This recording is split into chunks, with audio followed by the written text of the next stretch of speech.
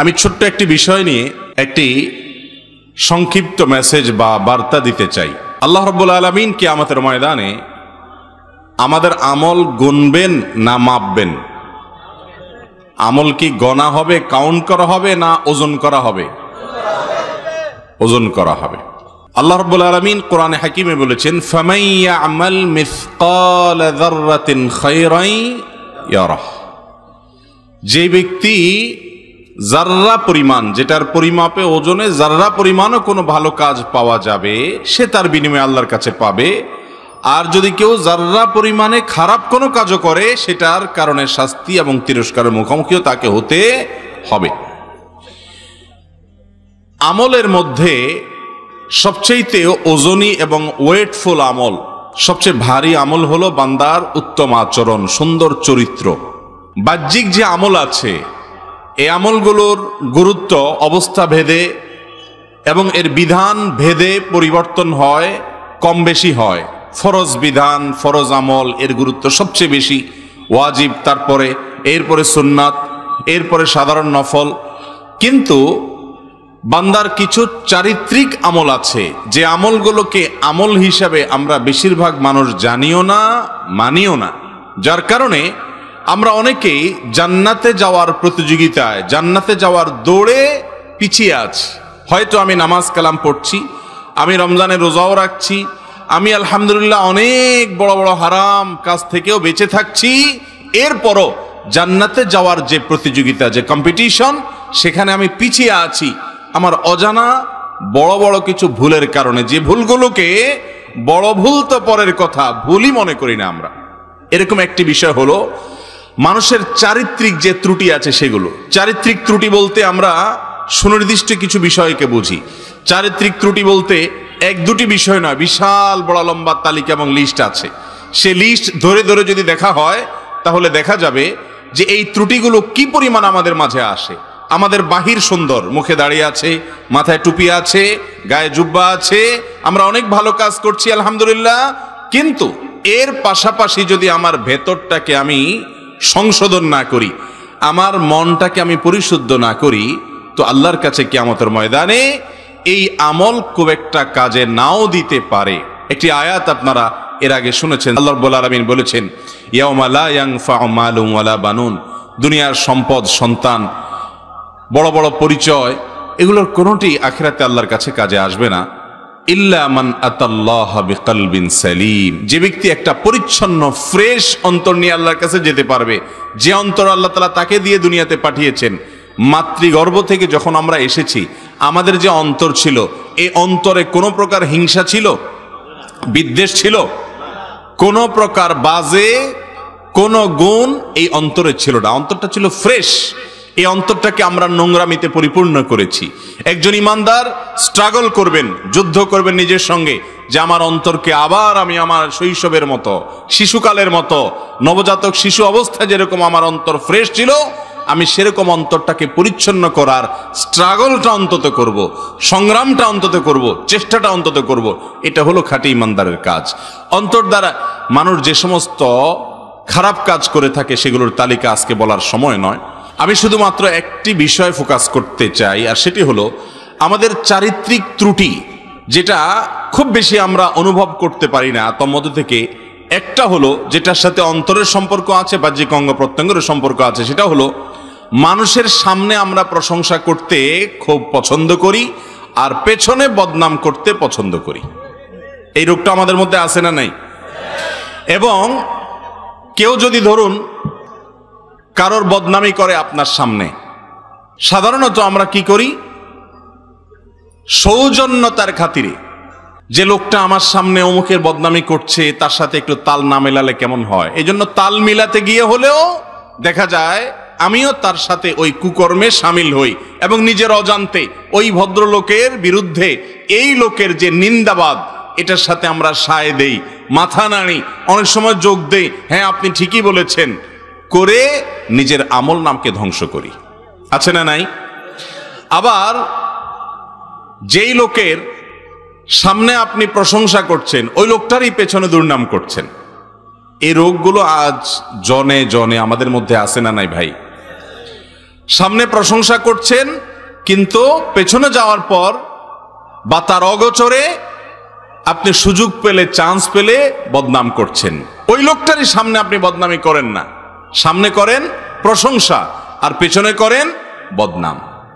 এই রোগটা কোন কোন ক্ষেত্রে চগলখড়িতে পরিণত হয়, আরেকটা কবিরা গুনাহ। নবী করিম সাল্লাল্লাহু আলাইহি সাল্লাম বলেছেন, লা ইয়াদখুলুল জান্নাতা কাত্তাত, আই নামাম, যে ব্যক্তি চগলখড়ি করে, এর কথা ওর কাছে লাগায়, ওর কথা এর কাছে লাগায়, সবার কাছে ভালো সাজে, সামনে আসলে সাধু সাজে, পেছনে গেলে দুর্নাম করে।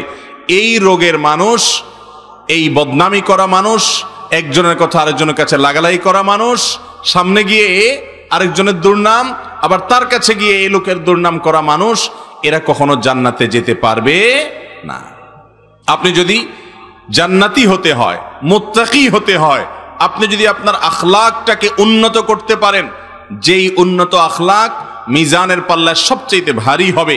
নবী করিম সাল্লাল্লাহু আলাইহি সাল্লাম বলেছেন, কোন আমল বান্দার উত্তম চরিত্রের মতো ওয়েটফুল হবে না কিয়ামতের ময়দানে। আর এই উত্তম চরিত্রের মধ্যে একটা চরিত্র হলো, কারোর পেছনে দুর্নাম করব না। মানুষের পেছনে দুর্নাম করাটা কাপুরুষতা, এটা হলো এক ধরনের মুনাফিকের চরিত্র, 2 নম্বর মানুষের চরিত্র, অসৎ মানুষের কাজ, যে তার সামনে আসলে আপনি তার সাথে তাল মেলান, ভালো সাজেন, অথচ ওই লোকটারই পেছনে গিয়ে দুর্নামি করেন। কোন মুসলমান নিচু প্রকৃতির হতে পারে না, কোন মুসলমান ছোট লোক হতে পারে না, কোন মুসলমান তার মন মানসিকতার ভিতরে এই ধরনের নোংরামো থাকতে পারে না, অসততা থাকতে পারে না, মুনাফিকি থাকতে পারে না, 2 নম্বরই থাকতে পারে না। কিন্তু সেই চরিত্রগুলো আমাদের মধ্যে আছে না নাই? নামাজও পড়ছি, ওয়াজও শুনতেছি, কোরআন তেলাওয়াত করছি, কোরআন তেলাওয়াত শুনছি, দান দক্ষিণা করছি, অনেক ভালো ভালো কাজ করছি। যে ভালো কাজগুলো করছি সেগুলোর জন্য অবশ্যই আমি সাধুবাদ পাওয়ার উপযুক্ত। কিন্তু এই ভালো কাজগুলো করে আপনি তৃপ্তির ঢেকুর তুলবেন, আপনি তলে তলে এমন এমন হারাম কাজ করবেন যেটা যে হারাম সে সম্পর্কে আপনার ধারণাই নেই। ভাইরা আমার, এই দুশ্চরিত্র থেকে মুক্ত হওয়া খুব কঠিন একটা কাজ, খুব কঠিন একটা কাজ, কিন্তু সংগ্রাম করতে হবে। বিশেষ করে আসন্ন রমজানকে সামনে রেখে, যে আমরা কখনো কোনো মানুষের পেছনে তার দুর্নাম করব না। কারোর পেছনে যদি তার খারাপ গুণের কথা বলা হয়, কথাটা যদি সত্য হয়, তার নাম গীবত। তার নাম কি? এই গীবত এখন আমাদের কাছে ঘি ভাত হয়ে গেছে, খুব মজা লাগে। আরেকজনের দুর্নাম করতে খুব টেস্ট লাগে, তাই না? পুরা ঘি ভাতের মতো টেস্ট হয়ে গেছে। শয়তান আমাদের কাছে এটা সুস্বাদু করে দিয়েছে। ভাইরা আমার, আপনার সামনে কেউ যদি অন্য কারো দুর্নাম করেও আপনি সেখান থেকে সরে যাবেন, পারলে তাকে থামিয়ে দিবেন, না হলে নিজে সরে যাবেন, কিন্তু কোনো অবস্থাতে তার সাথে তাল মেলাতে যাবেন। অনেক সামাজিকতা আপনাকে জাহান্নামে নিয়ে যাবে।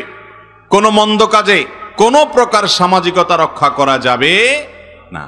অতএব ভাইরা আমার, এই একটা চারিত্রিক সংশোধনী, এই একটা ক্যারেক্টারের কারেকশন যদি আপনি আনতে পারেন, আপনি জান্নাতের পথে অনেক দূর চলে যাবেন ইনশাআল্লাহ।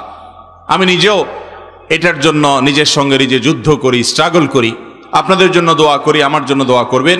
আল্লাহ তাআলা আমাদের সবাইকে আমাদের চারিত্রিক এই ভয়াবহ অপরাধ, কবিরা গুনাহ, মানুষের সামনে তার প্রশংসা করা আর পেছনে তার বদনাম করা, এই বদভ্যাস থেকে আল্লাহ তাআলা আমাদেরকে বেঁচে থাকার তৌফিক দান করুন। সামনে প্রশংসা করা এটা কি খুব ভালো জিনিস? হাদিসে আসছে, নবী করিম সাল্লাল্লাহু আলাইহি সাল্লাম বলেছেন, যে ব্যক্তি তোমার সামনে তোমার প্রশংসা করে, ওই ব্যক্তির মুখের উপরে মাটি মারো। কারণ সামনে প্রশংসা করলে ওই ব্যক্তির মনের ভিতরে অহংকার আসবে, ঠিক না? সে নিজেকে কিছু একটা মনে করবে এবং তার ভিতরে অহংকার আসবে। অতএব সামনে প্রশংসা করে তার ক্ষতি করা হলো।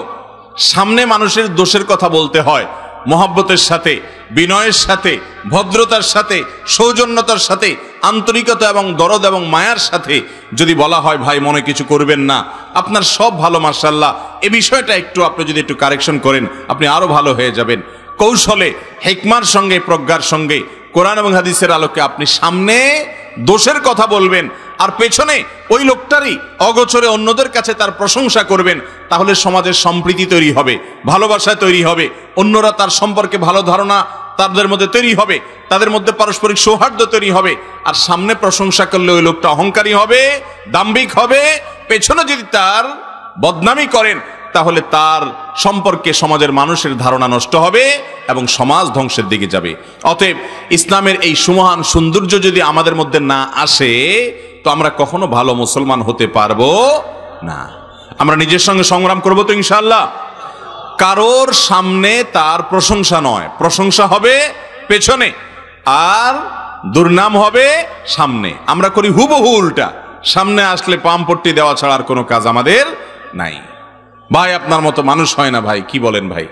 আর পেছনে গেলে তার 14 গোষ্ঠী উদ্ধার আমরা করি। আছে না না এই রোগ আমাদের মধ্যে?